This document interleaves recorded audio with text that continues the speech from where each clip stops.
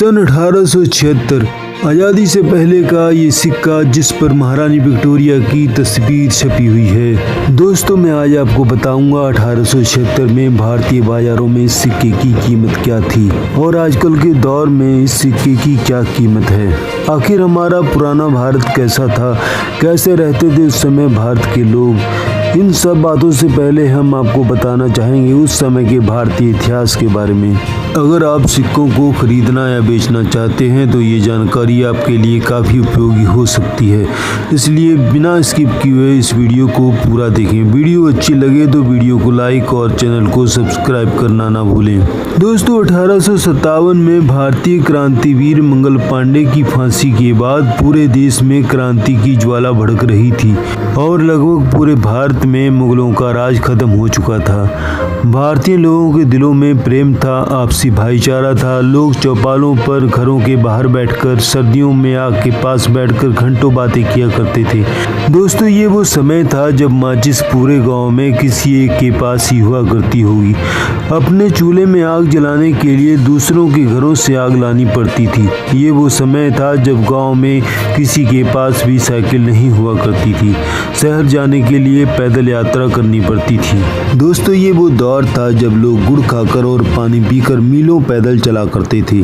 खेत खलियानों में कड़ी से कड़ी मेहनत करने के बाद ही अनाज हो पाता था। गांव में होने वाली लड़ाइयों का अधिकतर फैसला सरपंच किया करते थे। सरपंचों के द्वारा सुनाया जाने वाला फैसला ही न्यायालयों के समान माना जाता था। डोली या फिर बैलगाड़ी पर जाती दुल्हन सबकी नजरों का केंद्र बिंदु रहती थी। 1876 में रिलीज हुआ महारानी विक्टोरिया का ये सिक्का पूंजीपति लोगों के पास ही हुआ करता था। ग्रामीण बेचारे तो सामान के बदले सामान या अनाज देकर कोई चीज खरीदा करते थे या फिर कौड़ियों में कीमत अदा करते थे। धीरे धीरे सिक्का भारत के बड़े शहरों से लेकर छोटे शहरों तक पांव पसारता गया। इतिहासकारों की माने तो इस सिक्के पर बनी रानी विक्टोरिया की खूबसूरत तस्वीर की वजह से ही ये सिक्का लोगों में लोकप्रिय होता चला गया। जहां लोग ख्वाबों में इस रानी की बातें किया करते थे, उसी रानी का ये सिक्का आज उनके सामने था। ईस्ट इंडिया कंपनी द्वारा चलाए गए ये सिक्के भारतीय व्यापारियों की रीढ़ की हड्डी बन गए। सिक्कों को चलाने के अलावा उनके पास कोई दूसरा विकल्प नहीं था। व्यापार और मुद्रा बाजार का आपसी लेन देन बस इसी विदेशी करेंसी पर आधारित था। अंग्रेजों की सोची समझी रणनीति ने भारतीय अर्थव्यवस्था पर अपना कब्जा जमा लिया। 1876 के इस दौर में लोगों में आपसी भाईचारा हुआ करता था, जिसमें हिंदू मुस्लिम सब साथ थे और सबने मिलकर क्रांतिकारियों का साथ दिया। भले ही ब्रिटिश शासक बेहद क्रूर थे, लेकिन रानी विक्टोरिया बेहद नर्म दिल की कही जाती थी। दोस्तों अब बात करते हैं कि आखिर उस समय इस सिक्के 1 क्वार्टर आना की क्या वैल्यू थी। दोस्तों 1876 का वो समय जब लोग 1 क्वार्टर आना से काफी कुछ खरीद लिया करते थे।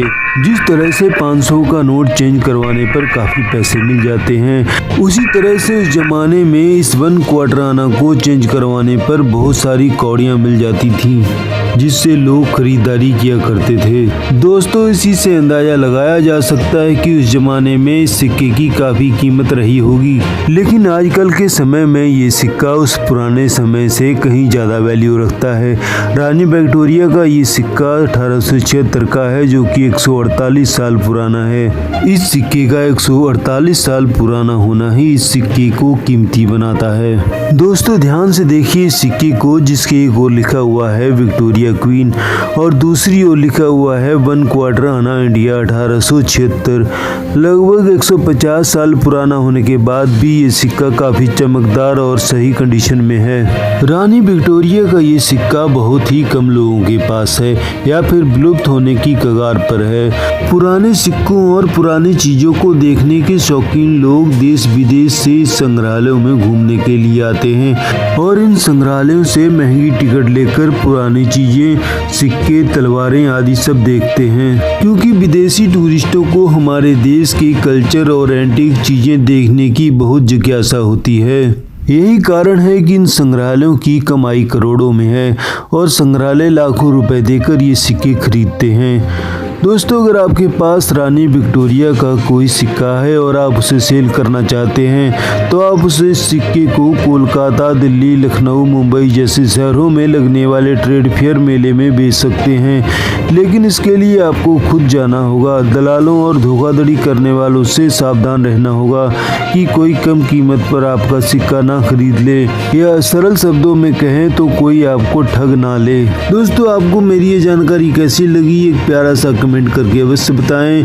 वीडियो अच्छा लगे तो वीडियो को लाइक और चैनल को सब्सक्राइब करना ना भूलें। आपकी बहुत कृपा होगी। Goodbye, take care.